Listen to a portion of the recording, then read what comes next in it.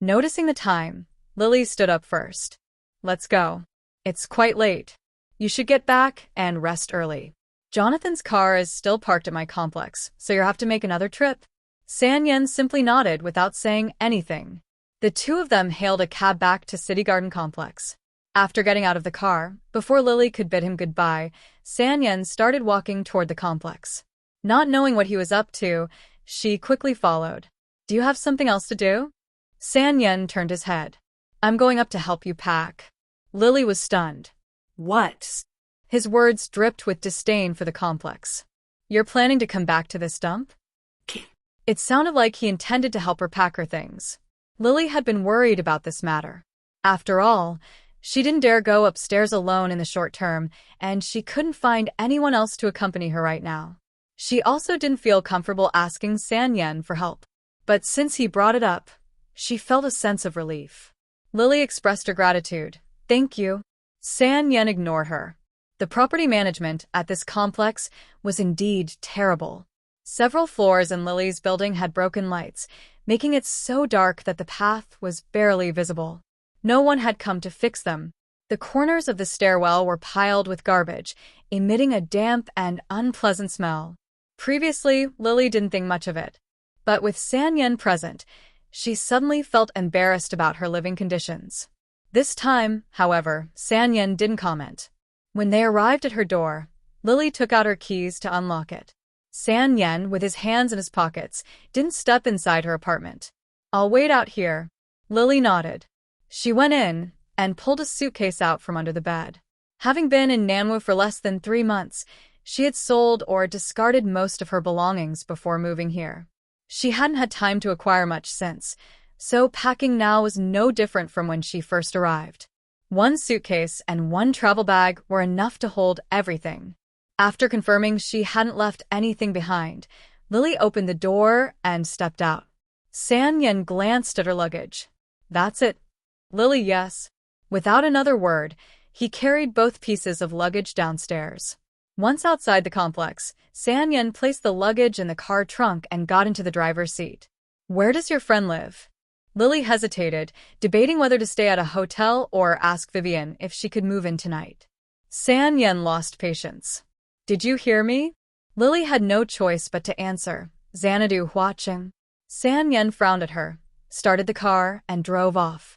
The drive to Xanadu Huaqing was short, less than 5 minutes.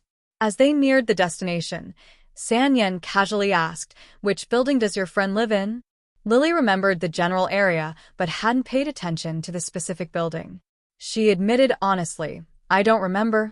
San Yen wasn't in a rush. Ask them. Lily had already messaged Vivian on WeChat, but she hadn't responded, probably because she wasn't checking her phone. Not wanting to inconvenience San Yen further, she said, she hasn't replied yet. It's fine. You can just drop me off at the entrance. Silence. San Yen's voice was devoid of emotion. Do you even have a friend who lives here? Lily didn't understand his implication. What? San Yen didn't respond.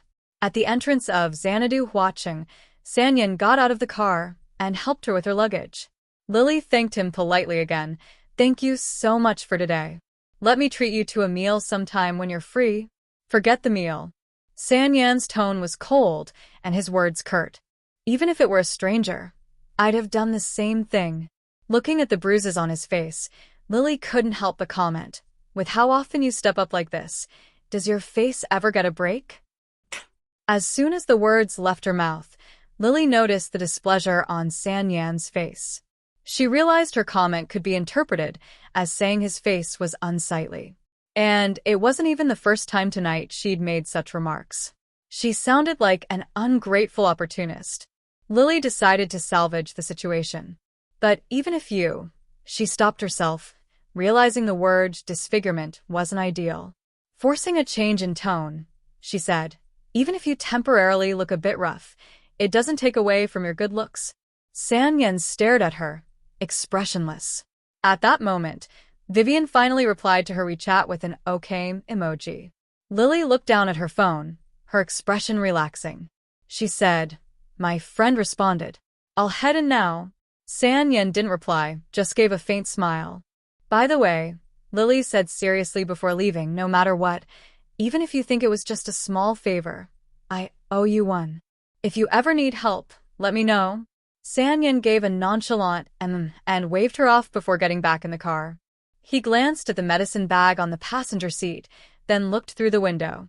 Lily was slowly dragging her suitcase toward the complex, her pace sluggish under the weight of the luggage. She never looked back once. When her figure finally disappeared from view, Sanyan withdrew his gaze. Just as he was about to start the car, he remembered her earlier situation and hesitation about her friend's address. He paused.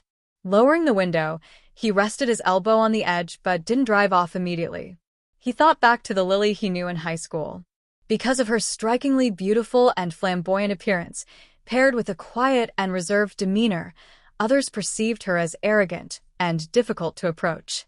She wasn't well-liked in class. Though, in truth, her temperament was so gentle it bordered on being passive. Over time, as classmates got to know her better, they became more brazen, giving her the nickname Flower Vase, someone beautiful but useless, lacking basic life skills, excelling only in looks and dance. Sanyan wondered if the high school Lily would have cried if faced with what happened today. But he was sure she wouldn't have been able to talk to him so calmly afterward, acting as if nothing had happened. During this time, he hadn't seen her seek comfort from anyone. She only expressed gratitude to those who helped her. It was as if she had no emotions left. Sanyan looked down, wanting to smoke, but was interrupted by a phone call. He picked up the call. On the other end was Jonathan, who grumbled, "Are you coming back tonight? If you are, bring my car back. What am I supposed to drive? How am I supposed to pick up girls without a car?" Sanyan, "All right, I'll return it soon. But why did you leave so suddenly?" Jonathan asked. Sanyan sneered coldly. "You don't know yourself? Do I need to spell it out?" Jonathan fell silent for 3 seconds before admitting his mistake. Fine. I won't bring her next time, all right? I've already been roasted and mocked endlessly by everyone." Sanyan ignored him. Jonathan continued defending himself. "What's wrong with me liking cute and clingy girls? I'm just into this type. Are you done?" "Of course not," he kept grumbling. "Can't you be more patient with me? Just pretend I'm your future girlfriend and comfort me a little, okay?" "I'm feeling so conflicted right now," Jonathan said. Hanging up. Sanyan replied. He hung up the call, pulled a cigarette from his pocket, and placed it in his mouth. As he searched for his lighter, Jonathan called again. Sanyan casually picked up the phone while switching on the car's overhead light and rummaging through the glove compartment.